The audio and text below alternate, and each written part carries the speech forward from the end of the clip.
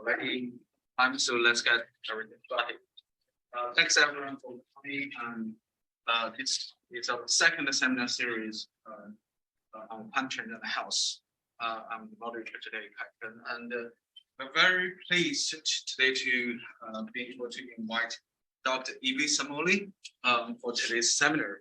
Dr. Samoli is Associate Professor of Epidemiology and Medical Statistics in the Medical School of the National Kapodistrian University of Athens in Greece. And Dr. Samoli's research interests focus on environmental epidemiology, especially the health effects of air pollution and climate change, the development and application of statistical methods in related research.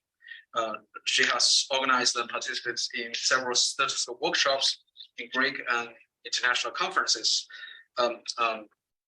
She has been a reviewer and also a research committee member of the US Health Effects Institute, and also expert for the WHO.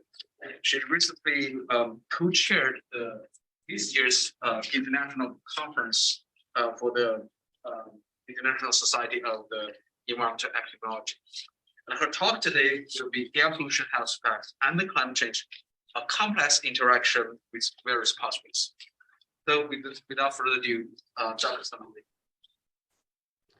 Thank you very much for the introduction, Professor Chen. It's my pleasure to share some of the results with you and your class, and I would like to personally thank you for the invitation for this talk.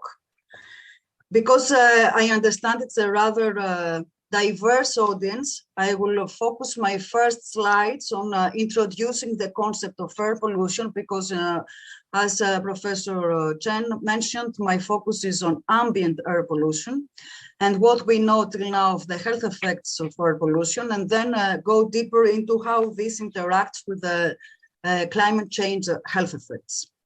Now, to start with, the pollutant that we know has most effects on health is particulate matter with an aerodynamic diameter of 2.5 micrometers.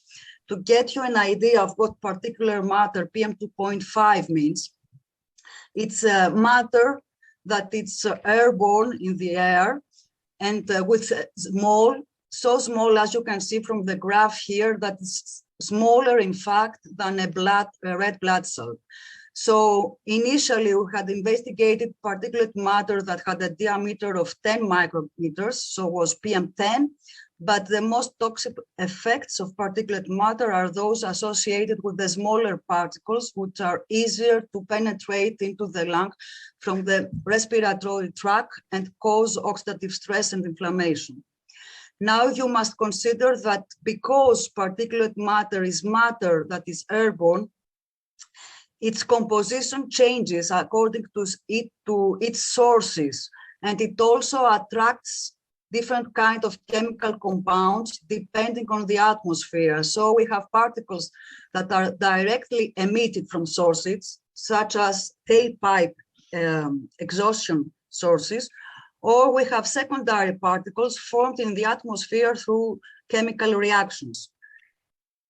In this part of the slide, you can see the different figures, the different pictures of particulate matter that has different compositions. So, for example, this is a biological source of particulate matter. The one next to it, I'm not sure if you can see my cursor. Is my cursor visible while? Yes, we can see. Excellent. So this one is particulate matter that is emitted from tailpipes. It's soot particulate matter. This is from an unknown source, and this basically is dust. So not only the size of particulate matter differs, but also the composition differs according to sources. Of course, when we talk about ambient air pollution, apart from ambient particulate matter, we're exposed to a variety of gases, of which the most common are nitrogen oxides and sulfur dioxide, carbon monoxide, and several hydrocarbons. Here in this slide, you can see the sources of particulate matter or gaseous pollutants from research in UK, because you must understand that the main sources will differ according to the location because the sources will differ. But in general, nitrogen oxides are mainly emitted from traffic-related pollutants and are emitted from tailpipe emissions, while particulate matter depends on the sources, comes heavily from residential and small-scale commercial combustion, as you see here, but also it may be emitted from tailpipe or not tailpipe sources. For example, they might be dust particles in the air that come also from the brakes and the tire contact of the car into the roads.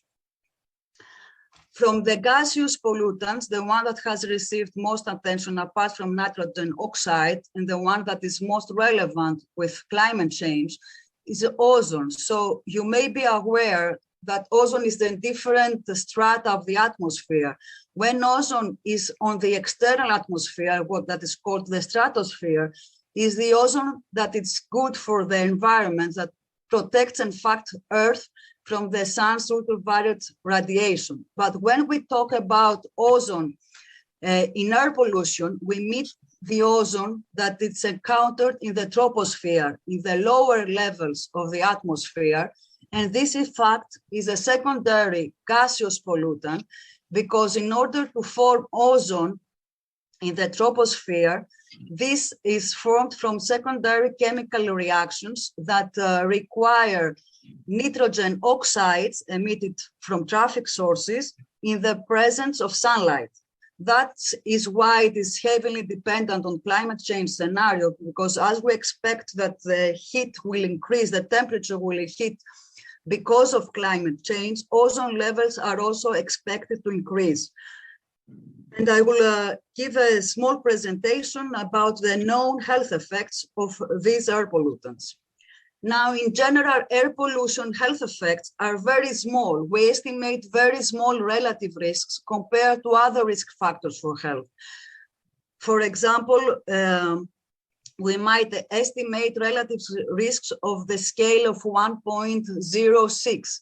So it's a very small relative risk for human health. But if we consider the involuntary exposure of the whole population to air pollution, we understand why this is considered a major risk factor for human health. And this translates also to a large number of attributable deaths. So in general, in this pyramid, it's a classic pyramid portraying the effects of air pollution, where the majority of the population is in the bottom of the pyramid and is expected to have only very minor symptoms. But as we go up to the pyramid, the severity of the effect increases, and the proportion of the population that is expected to experience these severe health effects is reduced. But nevertheless, because exactly the exposure is so wide, this is a considerable number of attributable cases, and that is why it's a very critical matter for public health. How do we estimate the health effect of air pollution? There are two kinds of ways to approach and investigate health effects of air pollution. One is short-term health effects, meaning the health effects that are encountered after a few days or at most a month prior to the event that we're interested in, or the long-term health effects, meaning that the health effects that are attributed to cumulative exposure to air pollution, for example, to air pollution who are exposed to at our residence. And this may help, as it has been shown, to increase the incidence of cancers, and particularly lung cancer. So there's those two ways of effects, either short or long-term effects, but nevertheless, as you may imagine, there's a continuum between short and long-term health effects that it's not completely understood. Short-term health effects are very smaller compared to magnitude, compared to longer-term health effects in general. You may be aware of the Golden Burden of Disease project that classifies risk factor for health globally in periodic time periods. Air pollution is always classified among the 10 most important risk factors for health globally, either if this is accounted for in number of deaths or disability adjusted years. In the latest classification of the Global Burden of Disease project, you may see that air pollution in terms of mortality was classified as the 4th risk factor, only below high blood pressure, smoking habits, and dietary habits as well. And it accounted for about 6.7 million deaths annually globally. Now, these kinds of health effects are attributed, and this is what is estimated underneath these figures. These are health effects attributed to PM2.5, as I introduced it earlier, and to ozone health effects. These are the two pollutants that we have the most consistent evidence on health effects. For PM2.5, basically this accounts for long-term health effects, while for ozone, we are most certain about its short-term long effects, while the longer-term health effects of ozone exposure are still under investigation. What kind of disease we are talking about when we are talking about air pollution health effects? You can see here from the state of global air that I urge you to visit. It's a site that it's been sustained by the Health Effects Institute and has similar figures of the levels of air pollution globally or the attributable number of deaths attributable to PM2.5 exposure, ozone exposure, or even household indoors exposure. So we can see that we have about 40% of COPD deaths attributed to PM2.5, 20% about from diabetes deaths are attributed to air pollution, 20% of ischemic heart disease or lower respiratory infections, about 20% of lung cancer cases are also attributed to ambient air pollution, and also to neonatal deaths, it's a similar percentage, or stroke.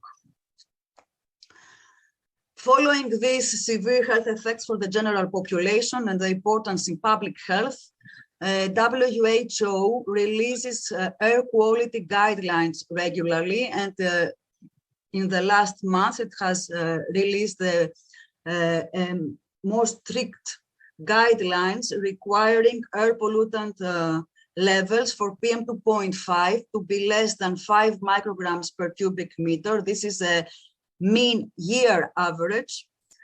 PM10 is a bit higher. It's 15 micrograms, the limit suggested. For ozone, you can see it's 60 micrograms per cubic meter. Ozone usually is measured in the US in parts per billion, so you may see the units in ppb. And the nitrogen dioxide is about 10 micrograms per cubic meter as an annual average. 24 daily averages are always a bit larger than the. Now, how do this compare to the existing levels of air pollutants? I may assure you that both for US and the large majority of European countries, these are lower than the existing levels of air pollution, considering the year averages. The WHO air guidelines are not legislative binding for the countries. They are based on protecting public health. And then the area-specific authorities release their own guidelines, taking into account not only the interest of public health and how this is reflected in the WHO guidelines, but also, as you may imagine, other aspects such as the cost-benefit fractions and how would this impact the economy in order to lower the levels in terms of productivity, industry, and so on and so on. So here, in this slide, you will see the limit values that are currently existing both in the European Commission on the left and UN's on the right, that you can see the levels are higher than those that are proposed by the WHO. For example, for PM 2.5, you can see here, depending on the source, that EPA suggested limit values are very much higher than the 5 micrograms per cubic meter proposed by WHO, while the same for the same pollutant and metric, in Europe, we have even larger limit values. These are the legislatively binding limit values for the state members. So in Europe, for example, if we exceed this kind of limit, we are under fine to the European Commission. And nevertheless, it's clear that this is not a measure that protects public health, and it's a big pressure nowadays to lower the limits, both in US and the European Union.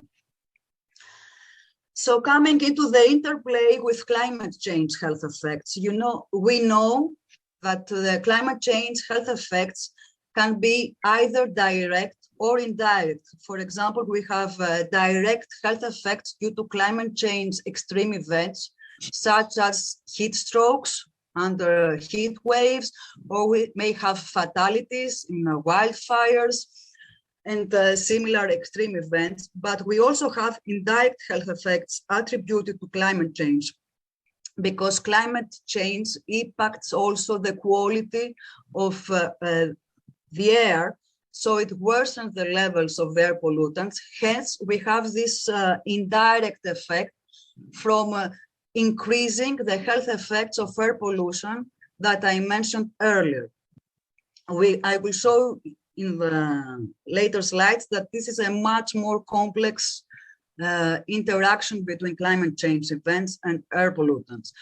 It also has indirect health effects because climate change impacts also public health services. So the public health sector is not ready to accommodate the extra events attributed to climate change, extreme events, but also to the indirect effects that follow climate change impacts. This comes from a report in the European Commission that somehow schematically illustrates what you may know, that temperature has effects on human health. We know that, for example, mortality occurs in low temperatures or in high temperature. The shape between temperature levels and health is a parabola, a U-shaped, where we see increasing events in the very low temperatures, as you may imagine, or the very high temperatures. So temperature has a direct effect on human health. And in fact, the temperature effects on health are more strong in magnitude than the effects of air pollution that I mentioned earlier. As you may see from the report of the European Commission, there's a geographical variability in the health effects of temperature and generally of climate change. We have more severe effects in hotter climates, such as the Southern Europe compared to the Northern European countries. And we have also not only geographical variability, but we have heterogeneity of effect depending on the subpopulation groups we are interested in. So people that are usually more sensitive to meteorological and air pollution health effects are children, pregnant women, and people, elderly citizens, or people with pre-existing diseases.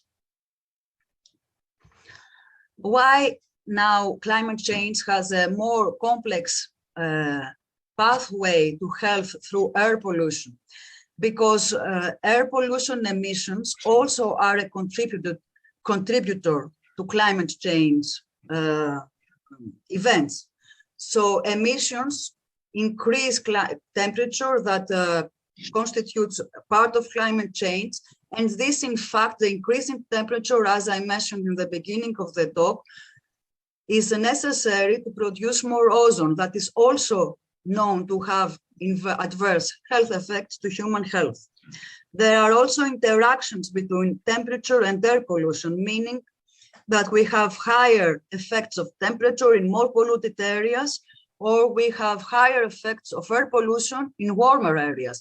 These till now have traditionally been studied separately, but because of the complex interplay between climate change and particularly temperature levels and air pollution, in the recent years, these have received increasing attention and more publications are coming up, and I will just go through some main publications on the topic in the later slides. Apart from this interplay between temperature and air pollution, we know that climate change increases the occurrence of wildfires. Wildfires are a main source of emission of particulate matter in the air. For example, you may recall the very intense wildfires that burned over California. I think this was 2 years ago. The smoke reached all the way up to the east coast of the US. So we have the source of wildfires that not only impacts the location where the wildfire occurs, but also depending on the wind direction and the atmospheric reaction may also impact air quality levels in further distances. Further up to that, climate change is expected to increase drought and also the frequency of desert dust episodes.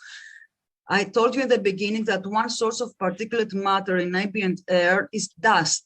So we have occurrences of desert dust transport, for example, in Greece and in the southern of Europe. We have desert dust transport traditionally during spring or early summer from the Sahara area. Depending on meteorological conditions, Sahara area has been shown also to reach the east coast of US sometimes. So these kinds of desert dust episodes are expected to increase both in frequency and duration. Apart from that, also the fact that climate change increases drought, we can understand that this also will increase suspending particles from dust sources. This publication is a nice figure also graphically showing these direct and indirect effects between climate change. And in fact, the focus of this publication was cardiovascular mortality, because you may know that cardiovascular mortality typically consists about 30 to 40% of total mortality.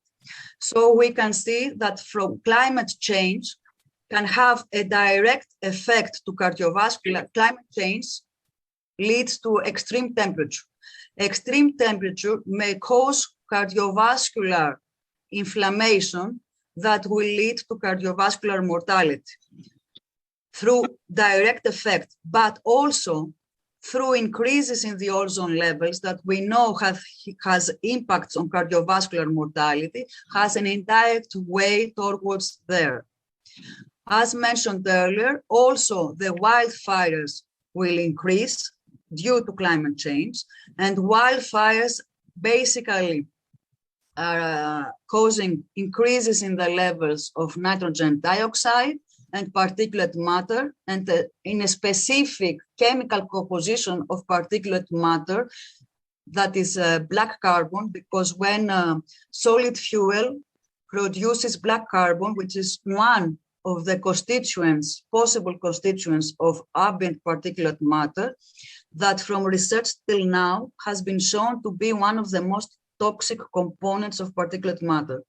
So wildfire is expected to affect cardiovascular mortality, again through the same biological pathway, either by increasing nitrogen dioxide, particulate matter, and when nitrogen dioxide increases, because it's a necessary ingredient for the formation of tropospheric ozone, also ozone will increase.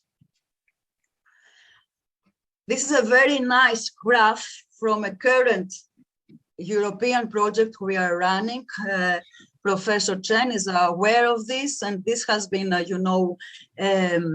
graphical display exactly of the impact of climate change on air pollution and related health effects in order to communicate this to the general public. So you can see again that it's the title, I think, is very good for commercial in scientific reasons. We breathe climate change.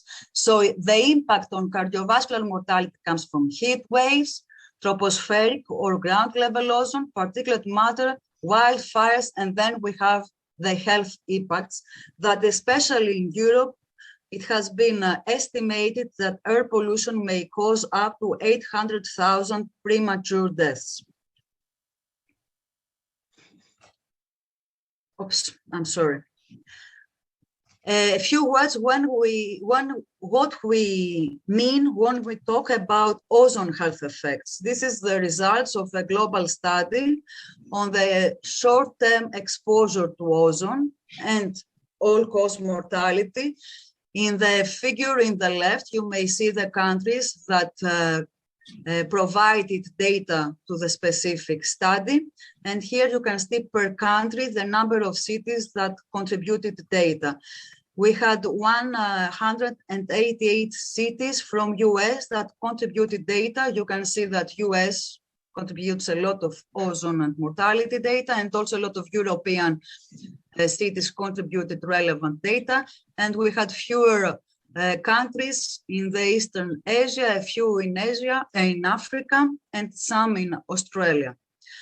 The figure shows the different levels of ozone.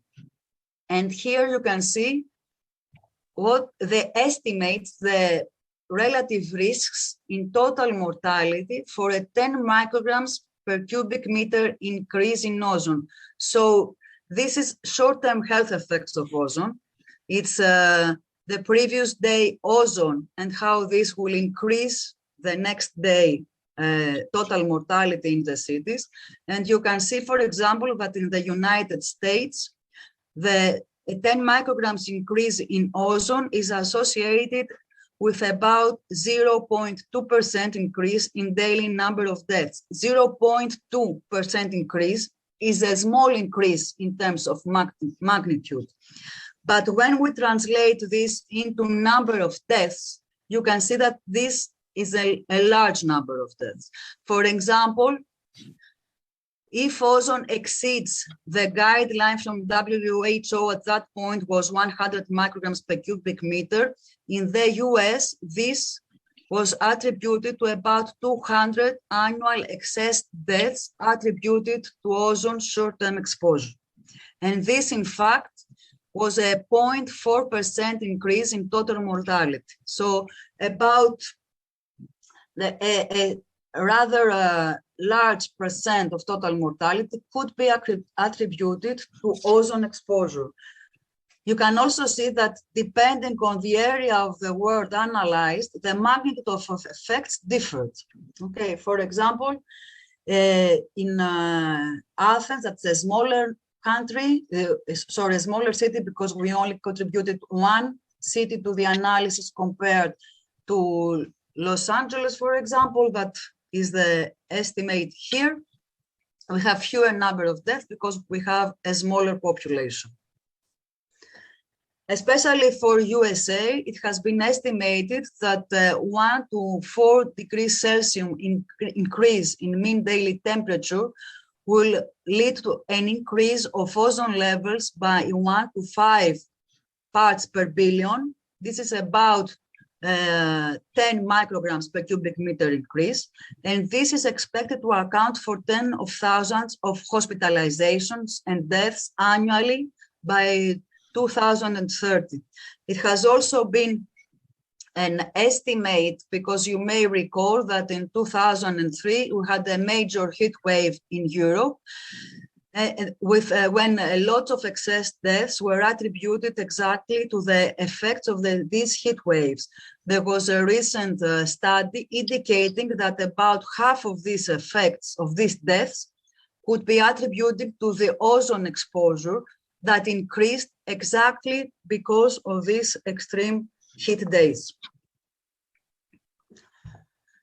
This is one of the first studies to address is a study by Professor Chen, in fact, and it's one of the first studies to simultaneously assess the interaction, the interplay between temperature levels and air pollution levels and their impact on the daily mortality. It was an analysis that incorporated data from, you can see, 8 different areas in Europe, spanning from Finland to Greece. So we had cities from Northern Europe, Central Europe, and Southern Europe.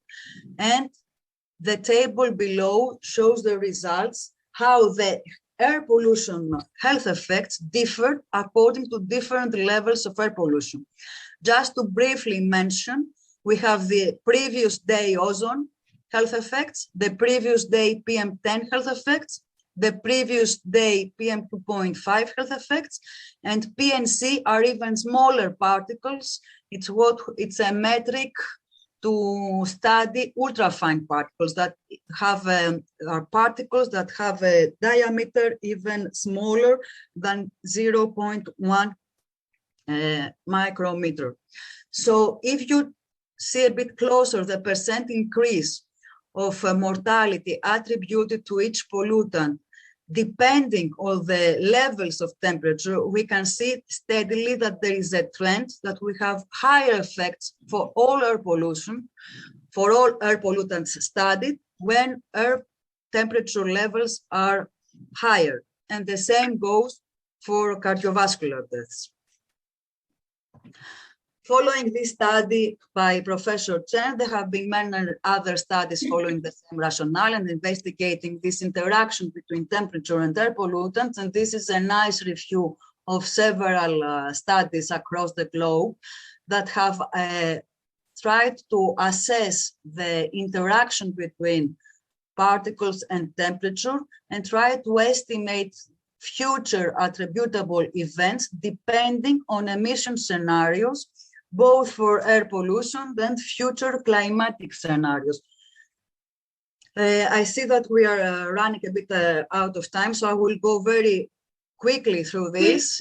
We have the slides and you can follow up the references if needed, but depending on the area, you can see that we have different air pollutants that have been assessed. The majority of the studies assessed the effects of ozone, and in all of them that assessed the effects of ozone under different scenarios, assessed an increase in attributable cases to ozone exposure. Attributable cases to particle exposure, depending on emissions of air pollution and climate change scenarios, differed according to the study. We had peaks of particulate matter related to deaths and then stabilized, or depending on the scenario, this was not such a consistent pattern as was for ozone.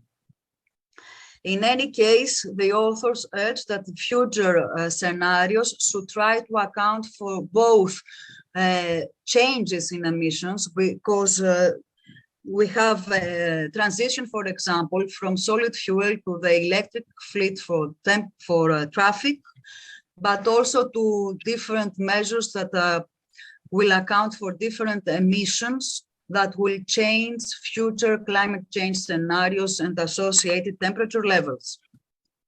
This is a systematic review and meta-analysis trying to assess the evidence on the combined effects between air pollution, temperature, and pollen exposure.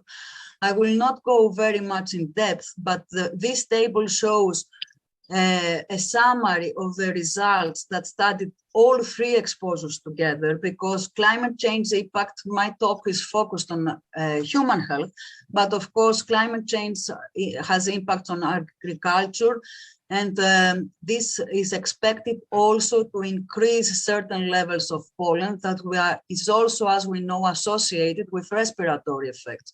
So the authors only managed to trace 6 studies that assessed the 3 exposures altogether, and depending on certain criteria of consistency of the evidence of the cumulative effect of these 3 exposures, concluded that overall there was low quality in the evidence to support interactive effects of all air pollutants, but there was some limited evidence for indications of interaction effects.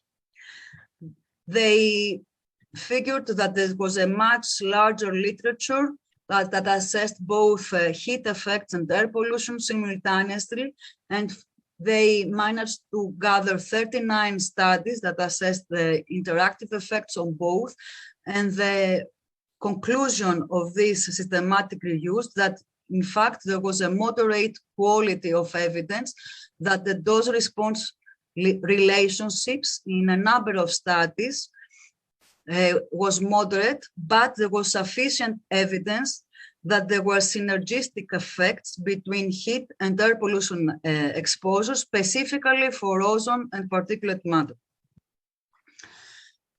This is a nice also review on the climate change impact on human health and agricultural effects, productivity. And of course, the different impacts are studied according to different designs. And you can see that we have mainly, of course, observational studies assessing the impact on human health. And mostly, when we talk about temperature and air pollution, I forgot to point out, we are focusing on short term because we know that temperature has a short term on human health. And in fact, high warm temperature have an effect on health, meaning have increase in hospitalizations due to cardiovascular or respiratory causes, or increase in cardiorespiratory mortality that spans from the same day up to 3 days later than the events, while the effect of the cold temperature is expected to have a much longer impact. So we may observe hospitalization and mortality counts associated with cold effects even following 2 weeks after the cold effect, the cold level observed. So in any case, when we talk about interaction between temperature and air pollution, we are focusing on short-term health effects of both. And in this review also, it pointed out the several designs and how this was studied both on human health and agricultural impacts. And there was this nice figure showing that temperature does modify air pollution impacts on health depending on the area, the pollutant studied, or the meteorological parameter studied, and that contributed to climate change effect, and also the vice versa, that air pollution also modified temperature health effects. As I mentioned earlier, an indirect pathway between climate change and air pollution health effects comes from wildfires. And here is one study we had been doing about 20 years ago that studied the impact of forest fires on mortality and how this could be associated from particulate matter. This is a dark diagram trying to figure out the pathway that this may have affected health. So we may have direct death as an effect of forest fire, or we may have an indirect death through increases in particulate matter levels, or even through increases in temperature, because locally the temperature levels also increase due to wildfires. So this may affect our health outcomes in multiple pathways. This figure shows the severity and occurrence of forest fires in the southern Europe from 2003 to 2011. Of course, there was variability depending on the country, but in general, we saw that there was not much difference on the effects of particles depending on forest fire days or non-forest fire days. On smoke-free days, for example, there was 0.5% increase in total mortality, and on wildfire-affected days, the increase in mortality was almost double, but it was not statistically significant. And it was a very wide confidence interval. That's why I mentioned that although the results may not be statistically significantly different between them, because we have a much fewer counts of wildfire-affected days, we can see that in most of the cases, the impact is greater in wildfire-affected days. I mentioned briefly that what solid fuel emits is black carbon, and I mentioned that black carbon is one of the most toxic components of ambient particulate matter. Black carbon health effects have been increasingly being studied. This is again from the same consortium that I showed you the paper before from forest fires, that we assessed the effects of black carbon on mortality. And we can see that it had high health effects, either on the same day of exposure or up to an average of 3 days before the events, both in Athens and Barcelona. And the effects of black carbon were much higher than the ones that usually are observed and attributed to particulate matter. This is another study on wildfire source PM2.5, also coming from the same consortium, studying short-term health effects of air pollutants and temperature effects. And this study focused exactly on the health effects from PM2.5 that was emitted from wildfires. And you can see again in the figure the number of cities that contributed the data, and the level of wildfire-related PM2.5 by city. They assessed the effect of wildfire PM2.5 either on the same day or up to 6 days before, or the red point on the figure on the left stands for the 3 days moving average of the exposure to wildfire-related PM2.5. So in all cases, we see very high effects up to 3 days after the exposure, or on the average of the same and 2 days prior to the event. Particularly for US, there was a 0.3% increase in total mortality associated with PM2.5 that could be attributed to wildfires. And this was the same percent increase attributed also for cardiovascular or respiratory mortality. Again, the magnitude of the effects, depending on the location, as you may expect, differs. I also mentioned briefly that we expect an increase in the frequency and duration of desert dust episodes, and we know also that desert dust may have impacts on health.